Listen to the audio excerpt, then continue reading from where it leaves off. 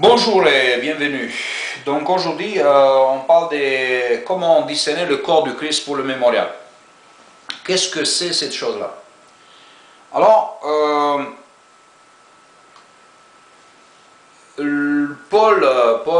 souvent dans les églises vraies églises de Dieu, on parlait toujours du corps du Christ. Et tous ceux qui s'est rassemblés ensemble, on les appelait qui forment le corps de Christ. D'accord? Ici, on a une importance terrible à comprendre. Alors, allons-y voir. Comme ça, vous allez voir si vous êtes quelle partie du Christ. Alors, en 1 Corinthiens 11, on dit, en donnant cet avertissement, ce que je ne loue point, c'est que vous assemblez, non pour devenir meilleur, mais pour devenir pire. Et d'abord, j'apprends que lorsque vous vous réunissez ensemble, il y a parmi vous des, première chose, divisions. Et je le crois en partie. Car il faut qu'il y ait aussi des sectes parmi vous, afin que ceux qui sont approuvés soient reconnus, comme tels au milieu de vous.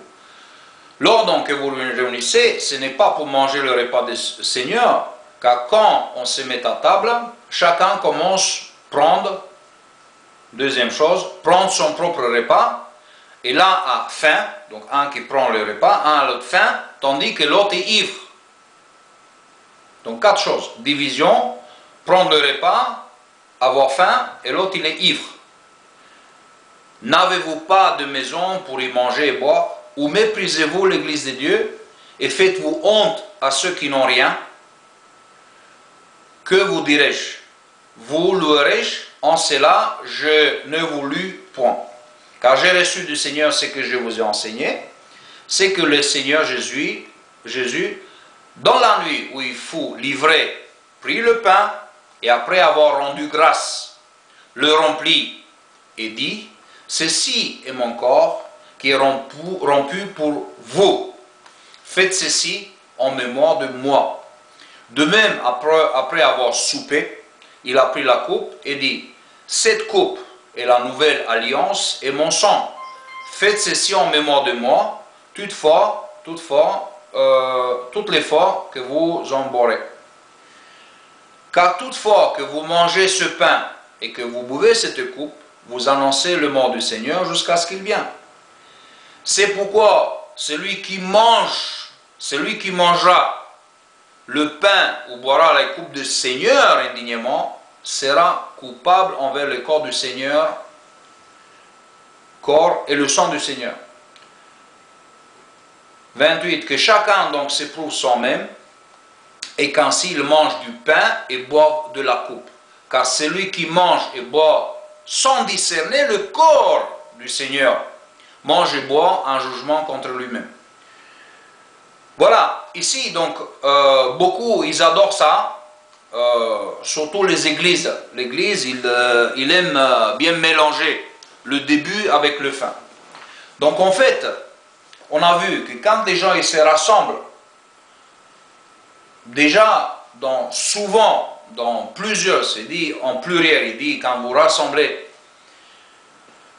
surtout dans les écritures grecques, on voit que vous rassemblez dans vos rassemblés, plusieurs, donc sont tous les rassemblés si vous voulez, mais c'est juste un petit parenthèse, ça même pas n'est pas d'importance, même si on parle que des repas du Seigneur, c'est la réponse est pareille. En fait, quand il vient au repas, il commence à faire quoi? On sait qu'il y a des divisions. Il y a ceux qui mangent, il y a ceux qui ont faim, et bien sûr ceux qui boivent, ou ceux qui sont bourrés, et même il y a encore un autre qui est apparu à la fin, c'est ceux qui n'ont rien. Donc en fait ici, ils boivent et mangent leur propre chose. Maintenant, quand on s'approche du mémorial ici, il dit que on sait, voilà, car tout ce qui... C'est pour ça, alors, car toutefois que vous mangez pain, vous annoncez le Seigneur, C'est pourquoi celui qui mangera le pain ou boira les coupes du Seigneur, maintenant on est dans les mémoires, celui qui prend le pain du Seigneur et mange le coupe du Seigneur, indignement sera coupable envers le corps du sang du Seigneur. Puis il dit que chacun donc s'éprouve soi-même, et qu'ainsi il mange du pain et boit des coupes, car celui qui mange et boit sans discerner le corps du Christ. Vous voyez que n'a rien à voir manger ton repas avant, mais celui qui ne discerne pas le corps du Christ ou du Seigneur, mange et boit en jugement contre lui-même. En fait, c'est une chose globale. On voit que quand ils se rassemblent, il y a ceux qui ont une attitude vis-à-vis de leur rassemblement ensemble, même s'il n'y a pas de réunion, parce qu'on sait que même dans les réunions normales, les gens ils mangeaient, buvaient, et ça c'est pas une attitude normale. D'accord? Il ne faut pas avoir cette attitude quand vous allez vous réunissez ensemble pour parler de Dieu, etc. Il y a des divisions parmi vous. Cette division, on voit que c'est plusieurs fois, parce que non seulement au repas du Seigneur, mais toujours il y avait des divisions parmi eux. Et puis il explique que cette division est encore un bénéfice pour eux, parce que ça met en évidence ceux qui sont approuvés. Et puis ceux qui ont faim, ils viennent en ayant faim, et ceux qui n'ont rien. Donc en fait, manger et boire devant tout le monde, ça met un peu mal à l'aise tout le monde, d'accord? Et ça c'est le premier parti, et c'est bien, une chose que cette chose-là, elle n'est pas bien, d'accord? C'est quelque chose qu'il ne faut pas le faire quand on se rassemble, ou qu'on se rassemble pour le mémorial, pour cet repas du Seigneur. Par contre, quand il dit, quand on mange le repas du Seigneur, on fait quoi? On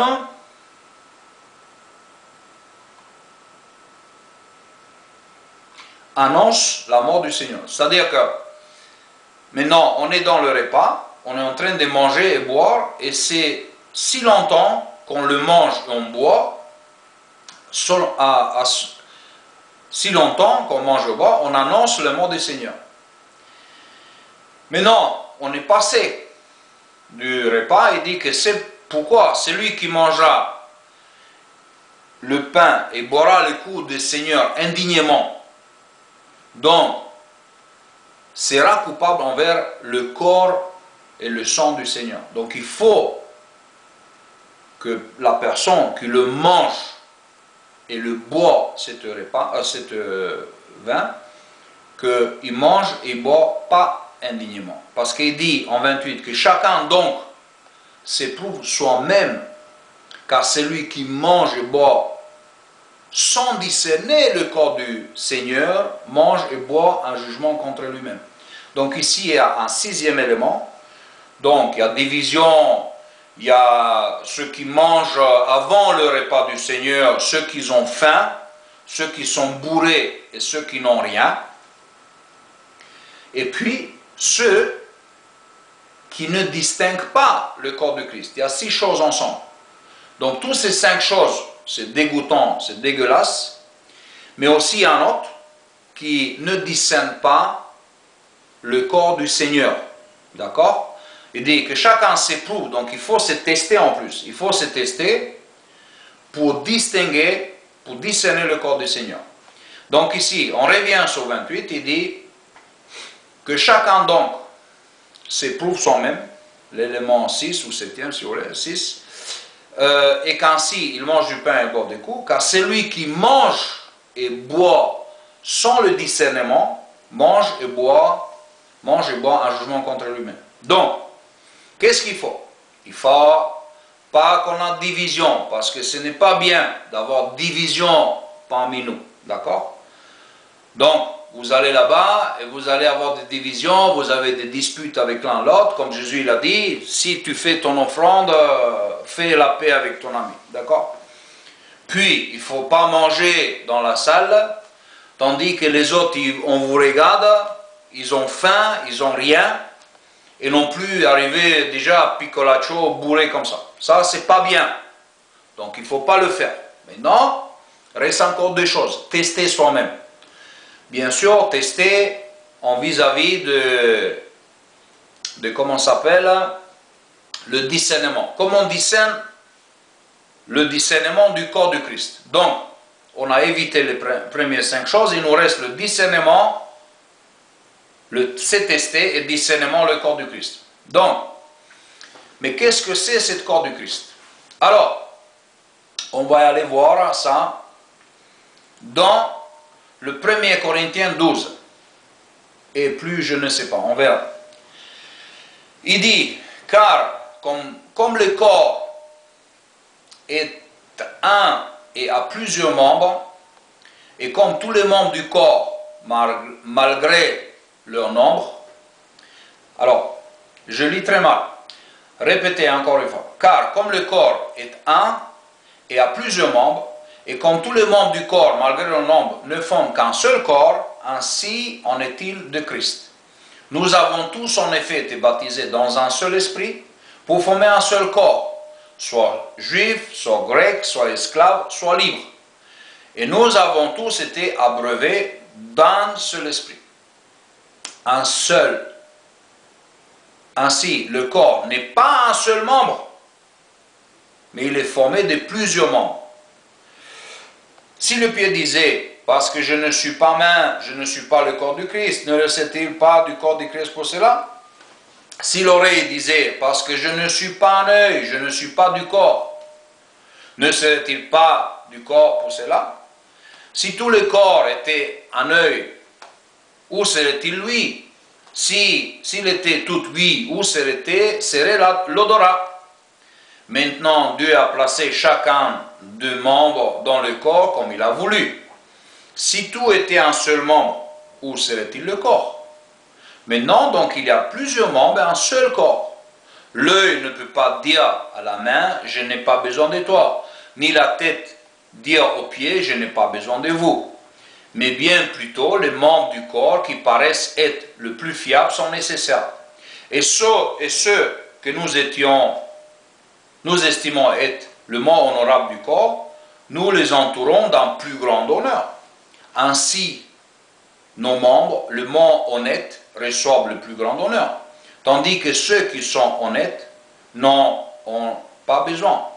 Dieu a disposé les corps de manière à donner plus d'honneur à ceux qui en manquaient, afin qu'il n'y ait pas de division dans les corps, mais que les membres aient également soin les uns des autres, et si un membre souffre, tous les membres souffrent avec lui. Si un membre est honoré, tous les membres se réjouissent avec lui. Vous êtes le corps du Christ, et vous êtes ses membres, chacun sa part. Et Dieu a établi dans l'Église, premièrement, les apôtres, secondément, les prophètes, troisièmement, des docteurs, ensuite ceux qui sont des miracles, de ministères, puis ceux qui sont des guérir, secourir, gouverner, parler en diverses langues. Tous sont-ils apôtres? Tous sont-ils prophètes? Tous sont-ils docteurs? Tous sont-ils des miracles? Tous sont-ils guérisseurs? Tous parlent-ils langue? Tous interprètent-ils? Aspirez aux dons les meilleurs. Et je vais vous encore montrer une voie par excellence. Bon, le 13e chapitre, ça va parler d'amour. Maintenant, le corps du Christ. Qu'est-ce que signifie cette chose-là? Le corps du Christ. Tous les membres, toutes les personnes qui sont des chrétiens sont les membres du Christ. Alors, on ne peut pas dire que tous les membres sont pareils. On ne peut pas être main et jambes, parce que si on est tous pareils, on ne forme pas le corps du Christ. Le corps du Christ, un corps humain, c'est métaphorique, parce qu'en fait, le corps du Christ, il n'y a que des humains. Ce n'est pas un main ou jambe, mais ils ont des différentes fonctions. Et comme on a vu, des apôtres, des prophètes, des ministres, des docteurs, ceux qui font des miracles, des guérisons, des langues, des interprètes, etc., etc. Maintenant, il faut discerner. Il faut discerner la différence. Qu'est-ce que signifie? Que en fait, dans d'autres mots, il faut savoir, quand on veut distinguer le corps du Christ, il faut savoir quelle partie du Christ vous êtes. En fait, vous n'avez pas à aller observer si vous êtes en jambe. Vous n'allez pas observer si vous êtes en œil ou en oreille. C'est métaphorique, bien sûr. Mais vous allez voir, est-ce que vous avez des capacités, comme il dit, vous êtes des docteurs, vous soignez, vous faites des miracles, vous êtes des guérisseurs, vous avez des langues, vous interprétez, ou des apôtres, des prophètes, des ministres, etc., etc. Donc, en fait, je ne veux pas dire, mais non, bien sûr, il y a l'église, il dit, oh, Ludo, il parle des guérisons, des miracles, etc. Je sais comment vous pensez derrière. Je ne parle pas de ça. En fait, je parle des fonctions. D'accord? Quelles fonctions? Parce que chaque membre de notre corps, il a une fonction. Maintenant, on a deviné, bon, un qui dit, bon, moi je suis un enseignant. L'autre, il est un ministre, l'autre, il est un guérisseur, ou bon, d'autres fonctions. Peu importe, les fonctions, différentes fonctions. Ok, avez-vous discerné le corps du Christ? Pour le moment, on sait que oui, les membres, ils se sont décidés. Oh, il a discerné, pas décidé, discerné. Il a discerné le corps du Christ. Maintenant, on va aller encore plus loin, parce que ça ne s'arrête pas là. L'Écriture, il dit, dans l'Éphésiens, on parle encore d'un discernement du corps. Alors ici, dans l'Éphésiens 4, 11 et 12, il dit, et il a donné les uns comme des apôtres, des prophètes, des évangélistes, des docteurs, des ministres, etc., etc. Dans 12, il dit, pour le perfectionnement des saints en vue du ministère et de l'édification du corps du Christ. Donc, en fait, les saints seront ceux qui seront réintroduits dans le ministère. Ce n'est pas tout le corps qui va faire le ministre, seulement les saints. Maintenant, ici, on a la preuve irréfutable que ceux qui sont dans le ministère, normalement, ceux qui vont dans la rue, normalement, il faut qu'ils soient des saints. Parce qu'à l'époque de Jésus-Christ, c'est qui ont allé dans la rue? Jésus, il a envoyé ses apôtres. Ils étaient des saints, c'était des apôtres. Les apôtres, ils étaient des saints. Même tous les 120 qu'ils étaient, même les 70 qu'il les envoyait, c'était tous des saints. Pourquoi on sait? Parce qu'on sait que le corps du Christ a été établi pour réintroduction des saints dans le ministère. Alors, c'est les saints qui se sont entrés dans le ministère. Et là, vous avez la réponse. Parce que... Et là, on a la réponse aussi. Si on va aller dans le Jean 6,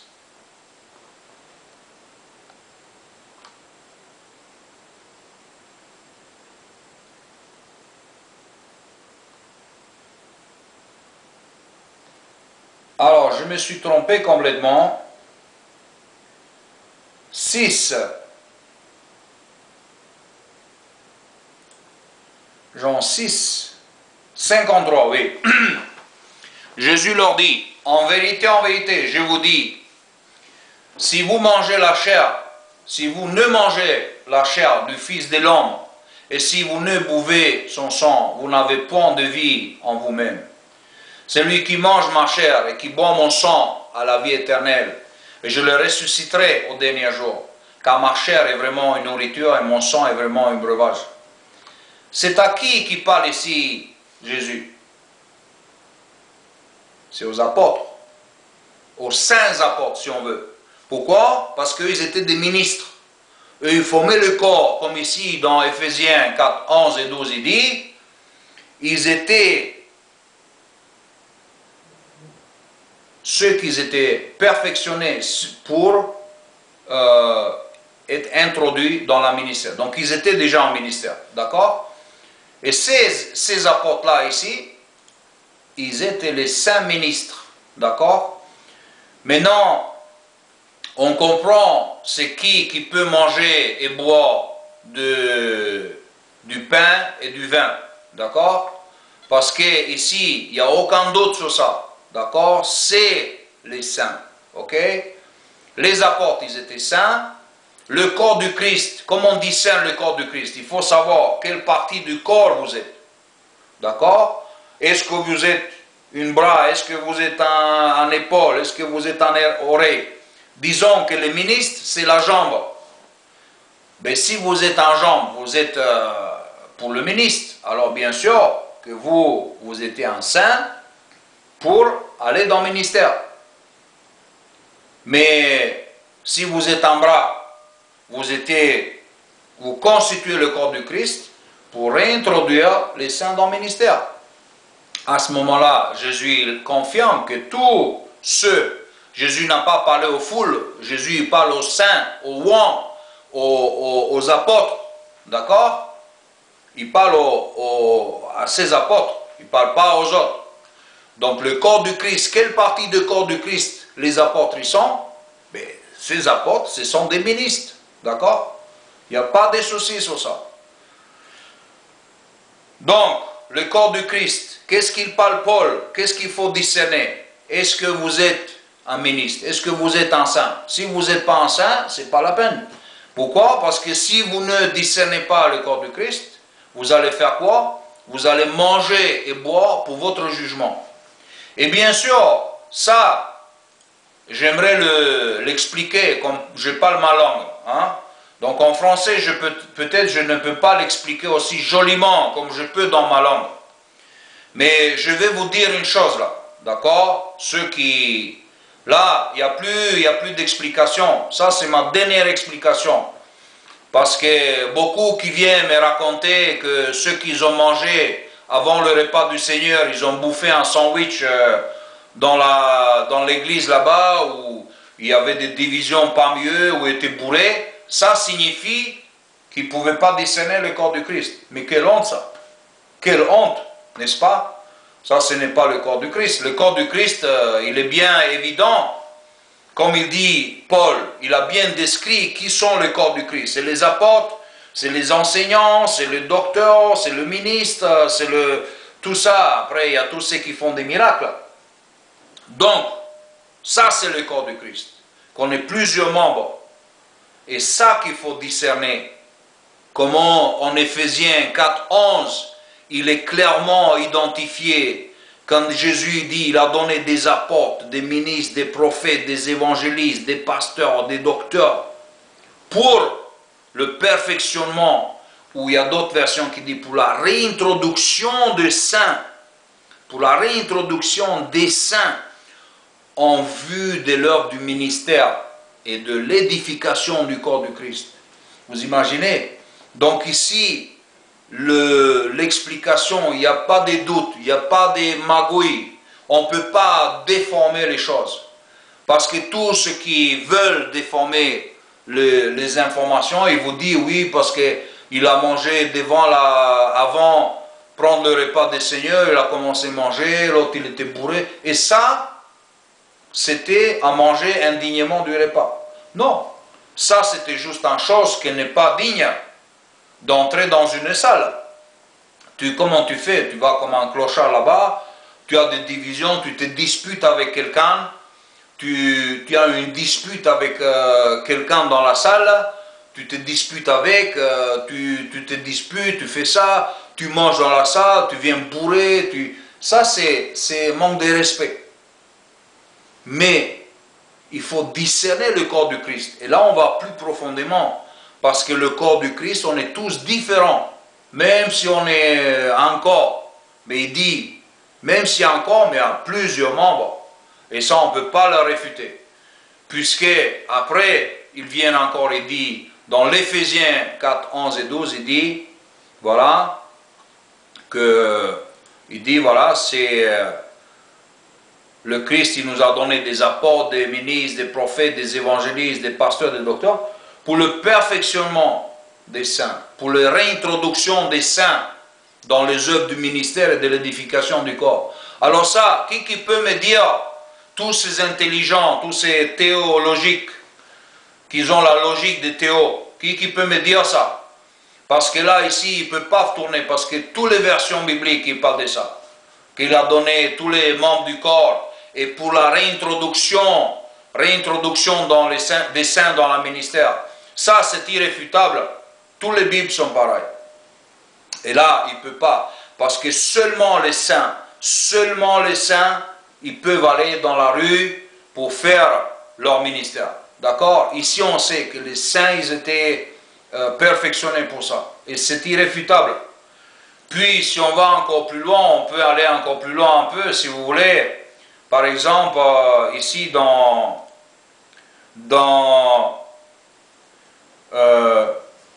Hébreux 3.1, que j'ai déjà cité, ainsi donc, frères et sœurs saints, qui vous avez l'appel céleste. On comprend pourquoi la différence, pourquoi Paul appelle chez les Hébreux frères et sœurs saints, qui vous avez l'appel céleste. Parce qu'il dit bien qu'il y a des appels célestes, il y a d'autres qui ne sont pas d'appel céleste. Et puis encore aussi, dans le Colossiens 1.26, il dit, le mystère caché de tous les temps et de toutes les générations, mais révélé à ses saints. Normal? Est-ce que tu connais le mystère caché? Parce qu'ils disent, nous tous on est des saints. Mais est-ce que tu connais le mystère caché? Ah non, je connais. Alors il y a un problème là. Là ça commence l'embrouille, vous voyez? Donc voilà, après, il n'y a plus, moi je ne donne plus des explications, parce qu'il y a ceux qui comprennent, et il y a ceux qui ne comprennent pas. Et encore un troisième, ceux qui ne veulent pas comprendre. Ça, on reste là. Là, je vous ai tout dit, hein. Alors, méditez un peu sur ça, et que si là vous n'avez pas compris, vous n'allez plus comprendre. Que Dieu vous bénisse. Amen.